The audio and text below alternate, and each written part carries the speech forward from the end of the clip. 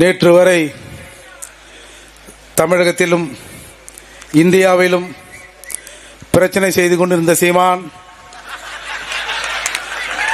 இன்னைக்கு இன்டர்நேஷனல் லெவல்ல பிரச்சனையை கிளப்பி இருக்காரு. இந்தியாவுக்கு என்ன நடக்குமோன்னு தெரியல. நான் இந்த மண்ணில் காலை இறங்கியவுடன் இந்த மண்ணை தொட்டு முத்தமிட்டேன். ஏனென்று சொன்னால் தமிழகத்தின் முத்தை தமிழருக்கு தந்தது இந்த மண். சீமான் என்கிற ஒரு முத்தை, சீமான் தாண்டா தமிழின் தலைவன் அப்படின்னு நம் கையில் கொடுத்தது இந்த மண்.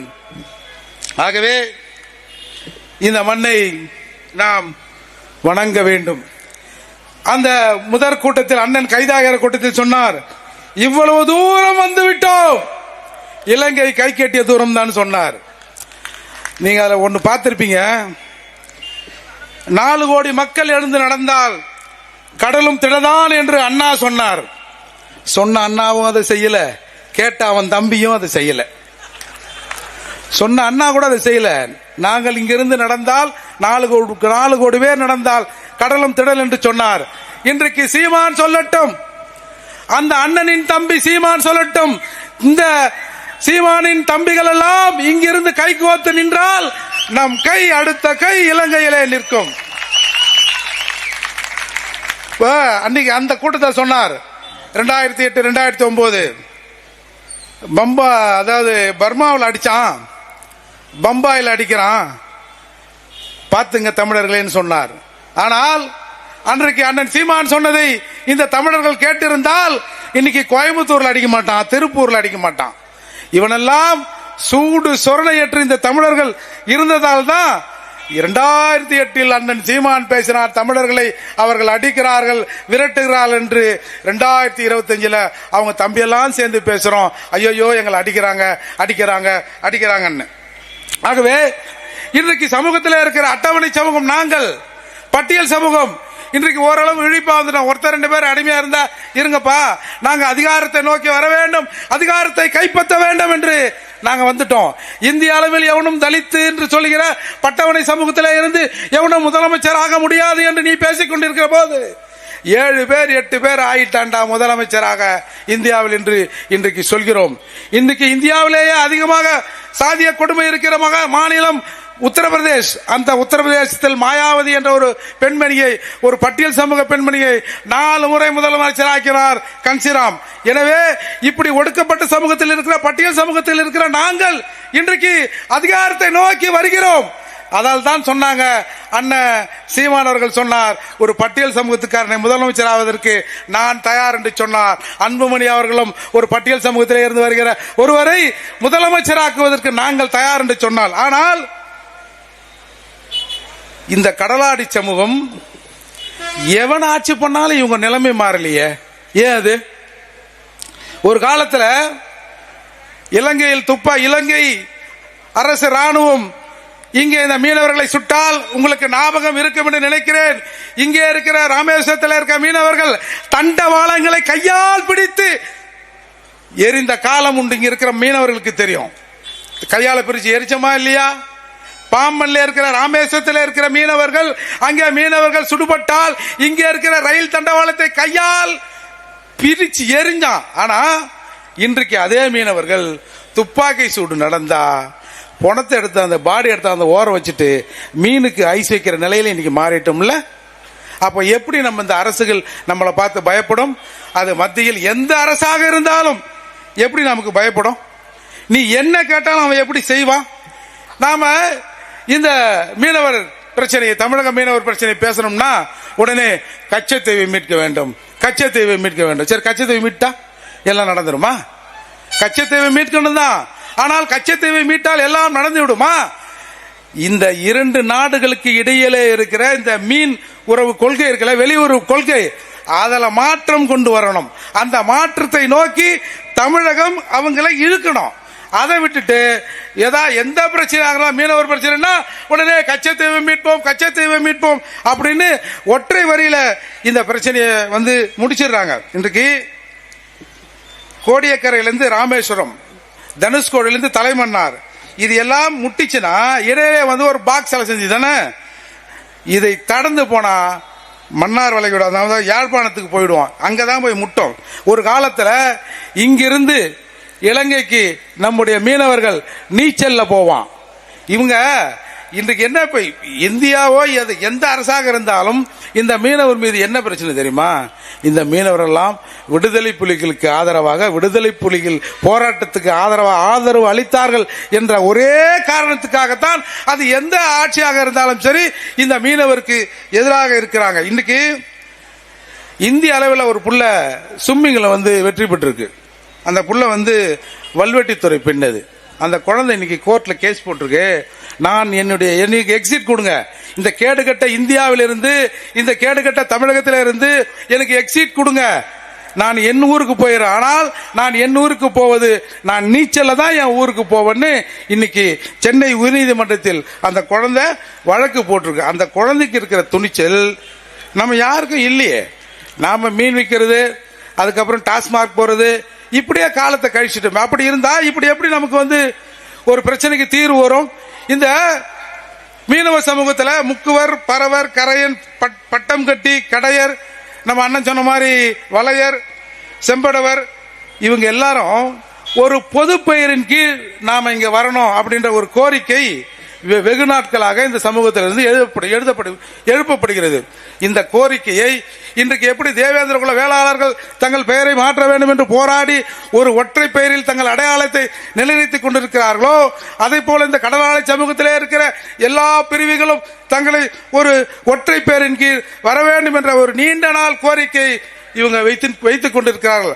அந்த கோரிக்கையில அவங்க சொல்ற பேர்ல வேணா ஏதாவது மாற்றங்கள் இருக்கலாமே தவிர, ஆனால் இந்த மக்களை ஒரு குடையின் கீழ் நிச்சயமாக அணிதிரட்ட வேண்டும். ஏனென்று சொன்னால் தமிழகத்தில் இருக்கிற இவ்வளவு மீனவர் இருக்கிறவங்கள, மீனவர் சமூகத்தின் பிரதிநிதி யாருன்னு சொல்லுங்க பார்ப்போம்.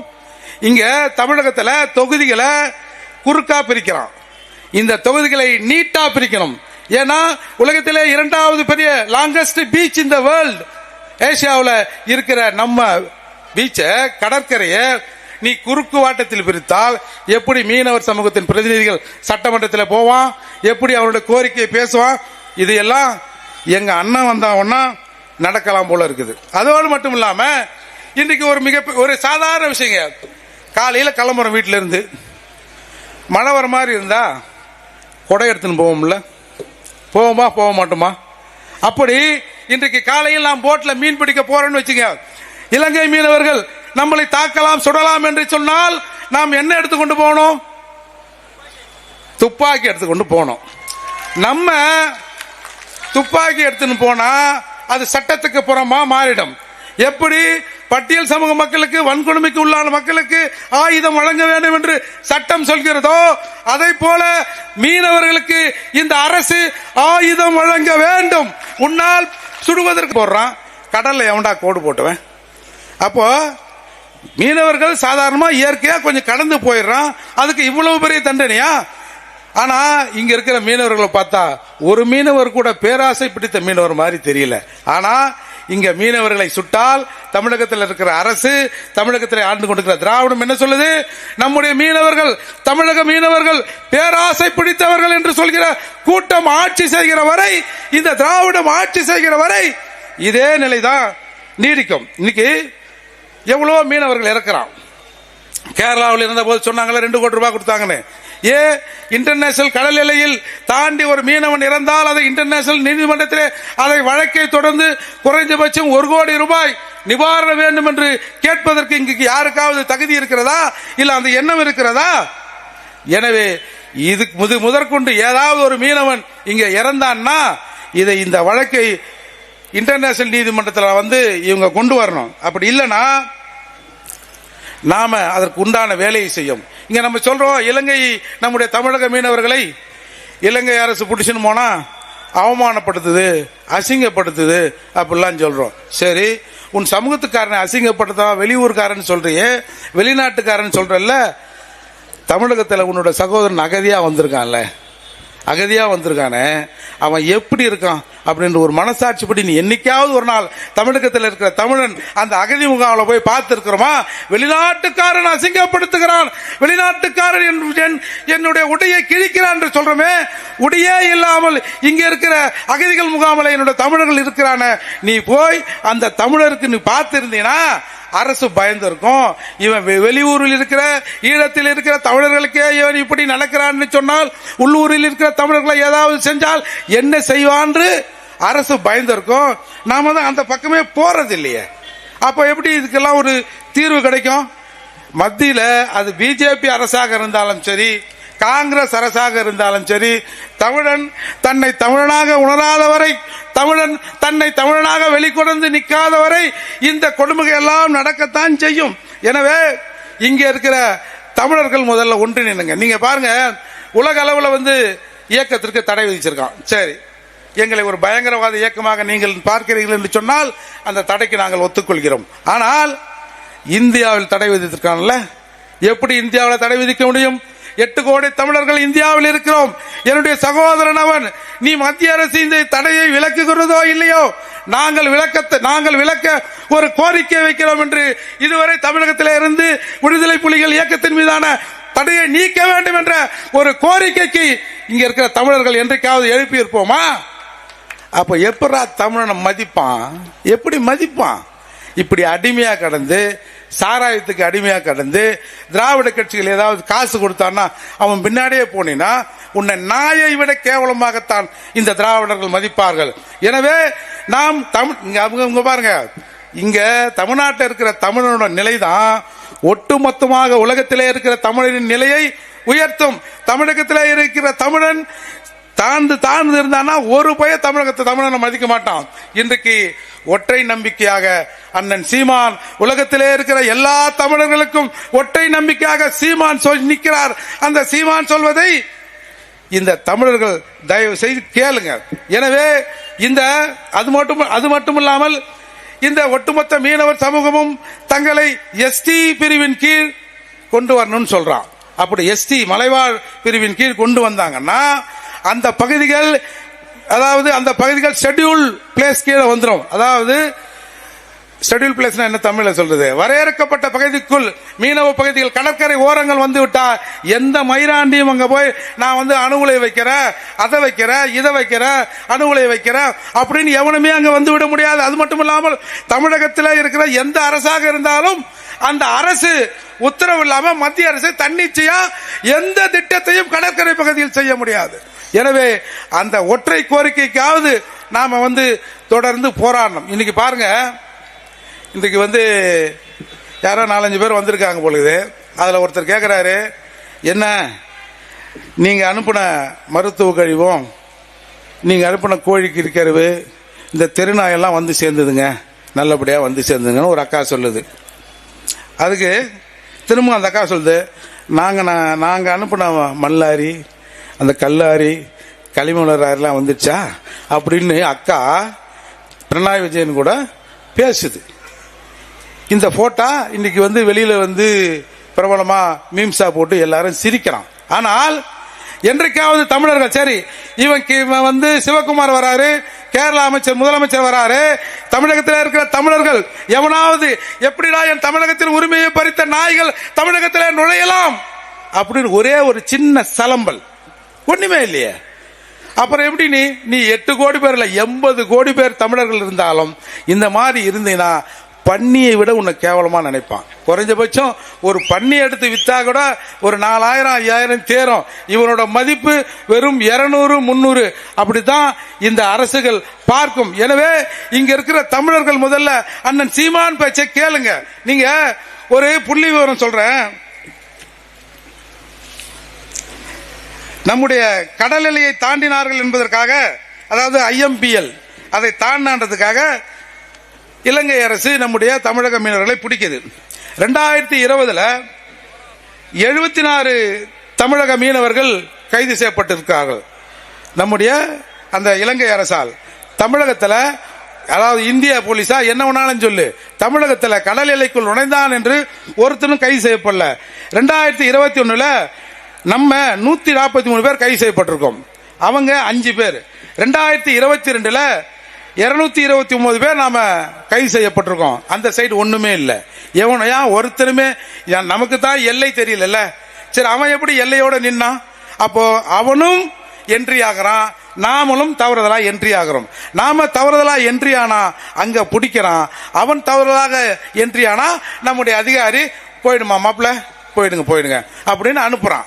அதே மாதிரி 2023 220 பேர் நம்முடைய தமிழக மீனவ சகோதரர்கள் கைது செய்யப்பட்டிருக்கான். இலங்கை மீனவர்கள் ஒருத்தன் கூட கைது செய்யப்படல. அதே மாதிரி 2024 சொல்லிட்டுனா 2025 ஜனவரி வரை 53 பேர், பிப்ரவரி வரை 43 பேர் இலங்கை அரசால் கைது செய்யப்பட்டிருக்கான். அதால இப்படி இவ்வளவு கேவலங்கள் நடந்து கொண்டிருக்கிற நிலையில நீங்க பாருங்க, இந்திய அரசால் கைது செய்யப்பட்ட இலங்கை மீனவர்கள் எண்ணிக்கை 2020 12, 21 12, 22 34, 23, இப்போ 2025 ஒண்ணுமே இல்லை. அப்போ கலைஞர் கருணாநிதி சொன்னது உண்மைதானே? நம்மலாம் பேராசைக்காரர்கள் தானே, அதாவது தானே அவன் பிடிக்கிறான். நீ பேராசை இல்லாம கிடைச்சது போதுன்னு இருந்தா உன்னை அவன் பிடிச்சிருப்பானா? ஒரு தமிழகத்தின் முதல்வர் இங்கே ஒரு பெரும்பான்மை சமூகமாக இருக்கிற ஒரு மீனவர் சமூகத்தை பேராசைக்காரர் என்று சொன்னார். அப்பவும் ஒன்னும் நடக்கல. காங்கிரஸ் ஆட்சி காலத்தில் மீனவர்கள் சுடப்படுகிறார்கள். இவன் காங்கிரஸ் கட்சி மீனவர் அணியில் இருக்காங்க. மீனவர்கள் என்னங்க நியாயம் இது? காங்கிரஸ் ஆட்சி சுடுது. இன்னைக்கு பிஜேபி ஆட்சியா கூட இருக்கட்டும், பிஜேபி ஆட்சியில் தமிழக மீனவர்கள் கைது செய்யப்படுகிறார் என்று சொன்னால் பிஜேபியில மீனவன் நிக்கிறானே, நீ நின்னா பரவாயில்ல, அவன் நின்னா பரவாயில்ல. மீனவர்கள் தங்கள் சமூகம் சுடப்படுகிறது, கைது செய்யப்படுகிறது, கொடுமைப்படுத்தப்படுகிறது, உடைகளை அழுத்துக் கொண்டு அவன் அம்மனமாக்கி தமிழர்களை அசிங்கப்படுத்துகிறான் என்ற நிலை இருக்கிற போதும் அந்தந்த கட்சியில தமிழன் நிக்கிறோம்ல, அதுதான்டா நம்முடைய கேவலம், அவனுடைய வெற்றி. எனவே இங்க இருக்கிற தமிழர்கள் என்றைக்கு இவன் தமிழனா இவனை உணர்றானோ, அதை உணராத வரை இவனை யாரும் ஒன்னும் பண்ண முடியாதுங்க. அதால இங்க தமிழகத்தில் இருக்கிற தமிழர்கள் உன்னை புரிந்து கொள்ளுங்கள். நமக்கு சுயசாதி பற்று தேவை, அதே போல பிறசாதி நட்பு தேவை என்பதை இங்க இருக்கிற தமிழர்கள் புரிந்து கொள்ள வேண்டும். இன்றைக்கு ஒற்றை தமிழகத்தின் தமிழர்களின் ஒற்றை நம்பிக்கையா இருக்கிற அண்ணன் சீமான் தமிழகத்துக்கு மட்டுமல்லடா, உலக அளவில் நீங்க வெளிநாட்டில் இருக்கிற தமிழர்கள் யாரை வேணாலும் பேசுங்க, அண்ணன் எப்படி இருக்காரு, சீமான் அண்ணன் எப்படி இருக்காரு, சீமான் அண்ணன் எப்படி இருக்காரு அப்படிதான் சொல்றான். வெளியிலே இருக்கிற தமிழர்கள் சொல்றான், தமிழகத்தில் இருக்கிற தமிழர்கள் கொஞ்சமாவது சூடு சொர்ணையோட நில்லுங்கடா. நீங்க சூடு சொர்ணையோட நின்னாத்தான் நாங்கள் இங்கே தலை நிமிர்ந்து நிற்க முடியும். வெளிநாடுகள் நாடு கடந்த தமிழர்கள் சொல்றான். ஆனா எத்தனை முறை இவன் காதில் சங்கை எடுத்து ஊதினாலும், எத்தனை முறை சொன்னாலும் இவர்கள் கேட்பதாக இல்லை. எனவே சீமான் அவர்கள் சொன்னார். அப்போ சீமான் நான் இவ்வளவு தூரம் விட்டேன், இலங்கை பக்கம் தான் சொன்னார். அன்றைக்கு அவருக்கு பின்னால் ஒரு சினிமா நடிகர் பட்டாளம் இருந்தது. இன்றைக்கு அண்ணன் சீமானின் பின்னால் பிரபாகரனின் தம்பிகள் தமிழகத்தில் இருக்கிறார்கள் என்பதை யாரும் மறந்துவிடக் கூடாது. எனவே இங்க தமிழ்நாட்டில் இவெல்லாம் சோரம் போனவன், நினைவில் பிறந்தவர்கள் ஒரு கதை இருக்கு. அது தமிழகத்தில் பல பேர் அந்த மாதிரி நினைவில் பிறந்திருக்கலாம் நினைக்கிறேன். யாரும் தவறா நினைச்சுக்க வேணாம். ஒரு காலத்தில் எம்ஜிஆரின் போஸ்டரை கிழிச்சு அந்த போஸ்டர் மேல படுத்துக்குவாங்களாம். அந்த மாதிரிலாம் தமிழன் இருந்துட்டான். அதால இன்னைக்கு போய் தமிழர்களே வாங்கன்னா இருங்க பாப்போம், என்னங்க இப்ப தமிழருக்கு என்னங்க நல்லா தானுங்க இருக்கிறோம், 8 கோடி பேர் தமிழகத்தில் இருக்கிறோம், இப்ப என்னங்க பிரச்சனை, நல்லா தானே இருக்கிறோம் அப்படின்னு சொல்றான். நீங்க பாருங்க, ஒரு விஷயத்தை சொல்லி முடிக்கிறேன். டாஸ்மாக் ஊழல், ஏங்க ஊழலே இல்லைன்றாங்க. நம்ம கூட்டத்தை விடுங்க, வேற ஒரு கூட்டத்தை போட்டாங்கன்னா ஒவ்வொருவனும் சாட்சியா இருப்பான். அந்த கூட்டத்தில் ஒரு 100 பேர் அந்த கூட்டத்துக்கு கேட்கிறான்னா அதுல 90 பேர் இந்த டாஸ்மாக் ஊழலுக்கு சாட்சியா இருப்பான். ஏன்னா ஒவ்வொருத்தரும் போய் கடையில் வாங்குற போது 140 ரூபாய்க்கு 150 ரூபாய் கொடுத்தானு வாங்குறான். இதை விட என்ன ஐ விட்னஸ் வேணும்? இவங்க கதை விடுறான், டாஸ்மாக் இல்லாத போல எதுவுமே நடக்கல. ஒரு நாளைக்கு தமிழகத்தில் 1,28,00,000 பேர் குடிக்கிறான். சரி, 1 கோடின்னு போடு, 1 கோடி பாட்டில், 1 கோடி பாட்டிலுக்கு 10 ரூபான்னா ஒரு நாளைக்கு 10 கோடி ரூபாய், ஒரு மாசத்துக்கு 300 கோடி ரூபாய், ஒரு வருஷத்துக்கு 3,200 கோடி ரூபாய், 4 வருஷத்துக்கு 14,600 கோடி ரூபாய் வரும்னு நினைக்கிறேன். கண்ணுக்கு தெரிஞ்சு 14,600 கோடி ரூபாயை முழுங்கி விட்டு ஒண்ணுமே சாப்பிடல, தண்ணி தாக்கத்தோட தான் நான் இருக்கிறேன், பசியோடு தான் இருக்கிறேன் அப்படின்னு இங்க பம்மாத்து காட்டுறான். இங்க இருக்கிற தமிழரெல்லாம் ஏய் நான் விட்னஸ்ரா, நான் விட்னஸ், நான் விட்னஸ்ரா, நான் தான் ஐ விட்னஸ் அப்படின்னு ஒருத்தனும் சொல்ல மாட்டானே. இவன் என்ன நினைக்கிறான், இந்த பாவிங்க ஏதாவது டாஸ்மார்க்ல ஊழல்கள் வச்சு இந்த டாஸ்மார்க்கே முடிச்சிட போறானுங்க, மூடிட போறானுவா.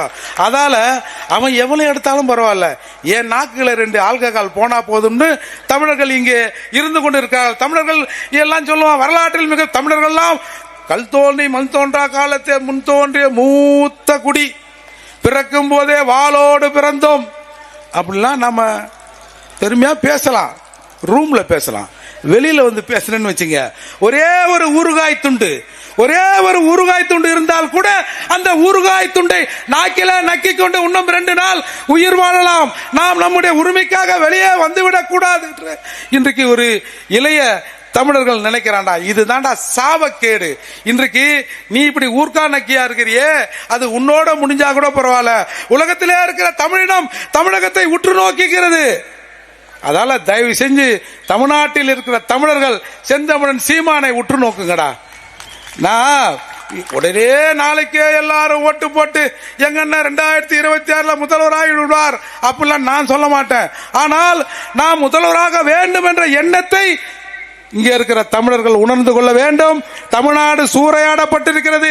அது எந்த சமூகமாக இருந்தாலும் சரி, அந்தந்த சமூகத்துக்காரன் எந்த உணர்வுகளும் உரிமைகளும் தமிழகத்தில் இந்த திராவிடர்களால் பறிக்கப்பட்டிருக்கிறது என்பதை நீங்கள் உணர வேண்டும். மீன்கார சமூகம் ஒரு காலத்தில் இந்த கடலாளி சமூகம் எல்லாம் மிக அதாவது முரட்டு ஆட்கள் அப்படின்னு சொல்லுவான். இன்னைக்கு கடத்தரத்துக்கு முன்னாடி போய் உட்கார்ந்துங்கிற ஆட்கள்ல என்ன, நான் பெசன் நகர் குப்பை எங்க வீட்டு பக்கம் தான், காலையில போய் உட்கார்றது யாருன்னு பார்த்தா மீனவர் சமுதாயமா இருக்கு. 12 மணிக்கு எங்கடா போய் யாரா கதவு தட்டி கடையாண்ட உட்காந்துக்கிறான்னு பார்த்தா பெரும்பான்மையானவர்கள் மீனவர் சமூகமாக இருக்கிறார்கள். எனவே நமக்கு இந்த அரசாங்கங்கள்லாம் குடியை கெடுத்து நம்ம குடியை கெடுத்துட்டான்டா, குடியை கெடுத்து நம்ம குடியை கெடுத்துறான் என்பதை நாம் உணராத வரை இந்த நிலைதான். எனவே எனதரமை தமிழ் சமூகமே ஒன்றை தெளிவாக புரிந்து கொள்ளுங்கள். இங்கே எவனும் நாம் சொல்லுவான், ஒரு அடிமை இன்னொரு அடிமைக்கு விடுதலை வாங்கி தர முடியுமா? ஏன் ஒரு கத்தி இன்னொரு கத்தி குத்தாதா, ஓட்டையாவாதா? ஆனா இந்த ஒரு தத்துவத்தை வைத்துக் கொண்டு நாங்கள் எல்லாம் இந்தியாவின் கீழ் அடிமையாக இருக்கிறோம். எனவே நாங்கள் எப்படி உங்களுக்கு விடுதலை வாங்கி தர முடியும்? அப்ப உங்களுக்கு வேற நாட்டில் போட முடியும்? விஏஓன்னு ஒரு செட்டப் இன்னைக்கு இருக்கு இல்லையா? கிராமணி என்ற ஒரு சட்டம் இருந்தது. புரட்சி தலைவர் எம்ஜிஆர் அவர்கள் முதல்வராக இருக்கிறார்.